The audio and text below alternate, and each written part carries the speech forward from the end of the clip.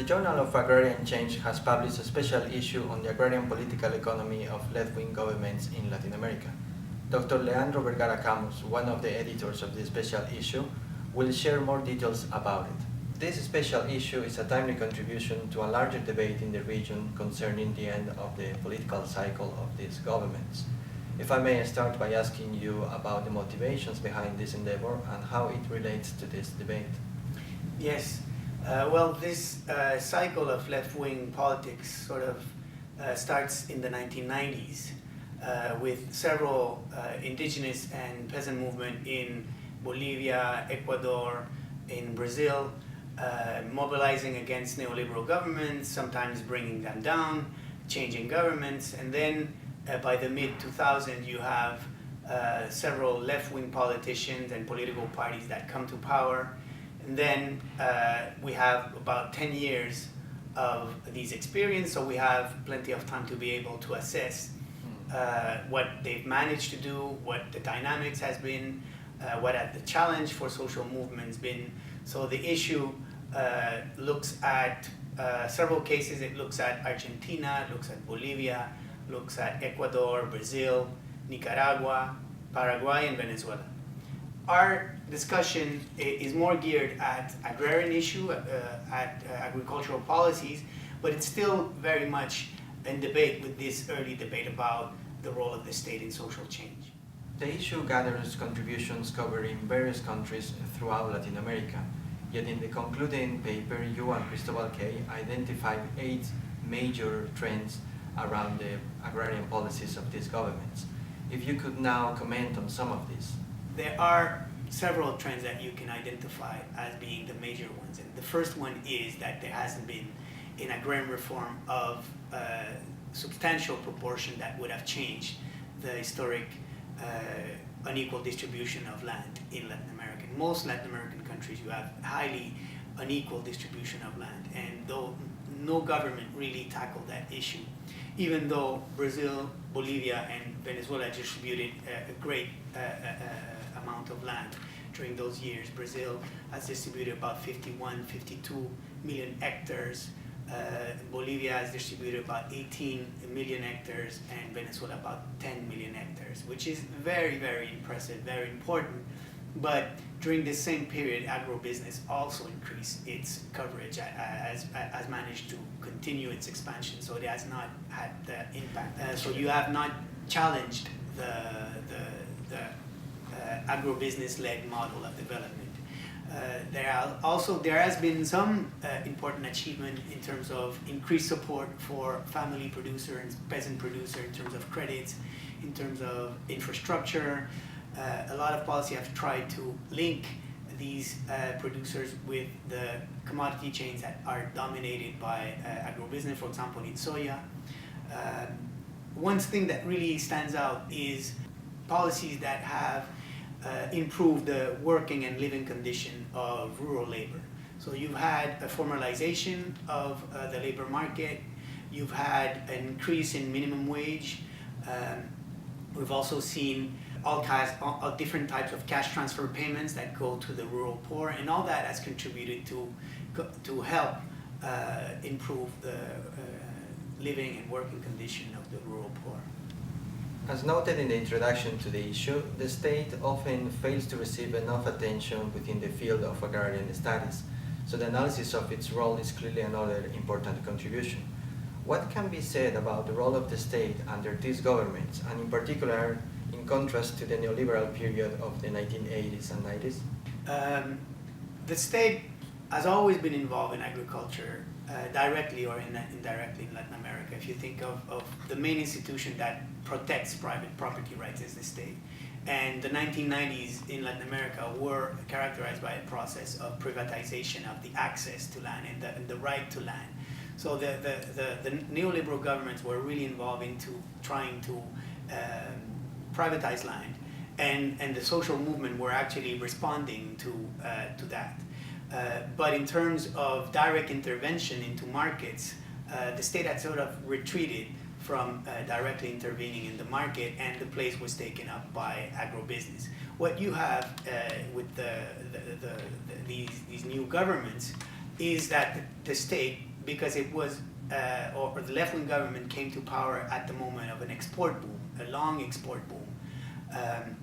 They actually managed to take control of more of the revenue of the, and they were able to deploy a little bit more supportive policies for agriculture. And they put more money, though, in agribusiness than in small-scale production. The state also got involved in very often creating new institutions that did not exist before to directly serve the interest of peasant producers and small-scale producers. But our issue also does not only look at the role of the state, but it also looks at the nature of the state in Latin America. And Cristobal and I think that the nature of the state in Latin America is that it's a rentier state. It's a state that is able to extract ground rent from capital.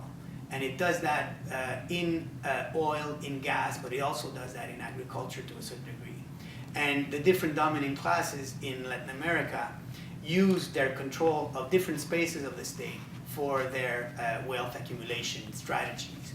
And I think that's what has been the major limitation of left-wing, the left in general in Latin America has been to not been able to find strategies to deal with that rentier nature.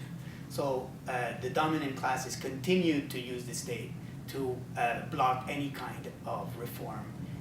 While there is some variation, the findings also suggest that the interests of peasant and rural movements have not been significantly advanced, despite these movements have been a major source of political support for these governments. How can we characterize this contradictory relationship? Yes, that is the section that sort of speaks directly to the debate that has been going on around food sovereignty. You know, a lot of movements that fall into the food sovereignty movement or project were calling, I've been calling for an interventionist state that provides support for small-scale producer and sort of puts limit on agrobusiness. And the food sovereignty project also gives social movement more of a role in determining the type of market that should be established in a country, the type of food that should be produced, etc. So a lot of analysts that were waiting to see what was going on and what was going to happen with the social movement were trying to see what kind of influence social movement would have on these governments. And they actually didn't have the ability to really push the state into more radical policies. And Cristobal and I think that it has to do with the contradiction that these movements were placed into when they decided to support these political parties or these politicians. In some cases, for example, in Ecuador, the movements were already in a decline when Correa took power. In other places, Bolivia, for example, the movement were still very strong when Evo Morales took power. But in many cases, the movement did not have enough power to pressure these politicians. And because of, again, the nature of the state and the relationship between political parties and social movements, it actually is the state and political party that ended up dominating it, if you want, the agenda and subordinating social movement to a certain degree.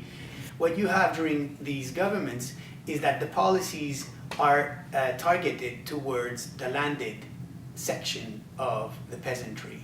And the increased support to link them to agribusiness also sort of starts separating out their own interests with the interests of the rural, of other sectors of the rural poor, landless peasants, rural workers. So the peasants that are landed and that benefit from left-wing policies are much less inclined in supporting more radical types of mobilization. So you don't see any more land occupation, for example. In some cases, you see rural unions supporting agribusiness because their interest in terms of job creation is linked to agribusiness. So that the policies of left-wing government actually increased peasant differentiation and made it more difficult for class unity. At the same time, the state, with its clientelistic policies, also went directly, if you want, established direct relationship with the grassroots membership of these movements, cutting the link between leaderships of the movement and their grassroots. So it completely transformed the relationship that existed between grassroots membership, political leaders, and political parties. So to a certain degree, what we argue, Cristobal and I, is that this form of organizing, social movement and political party, has come to an end with these experiments, because what we've seen is that movements are not able to pressure the state when they are part of it. Finally, the relationship between these governments and landed elite has also been problematic, as shown by the impeachment process against Lugo in Paraguay and Rousseff in Brazil. What has been the role of Latin American ruling classes, and how Marx's concept of quelle bourgeoisie can help us to eliminate the discussion? Landed classes in Latin America have always had a privileged access to the state. And this has not changed in the recent decades. So what has changed, though, is that because of the rise of agribusiness and the complexification of agriculture, you've had an increased linkages between landed classes, industrial bourgeoisies, and finance. In the 1980s, there were two scholars, Maurice Zetlin and Richard Radcliffe, that looked at the elite in the ruling classes in Chile. And they actually saw that there was no separation between landlords and capitalists. And they referred back to the concept, Marx's concept of the couliste bourgeoisie, which is a situation in which there's no distinction between the landed classes and the capitalist class. So we think that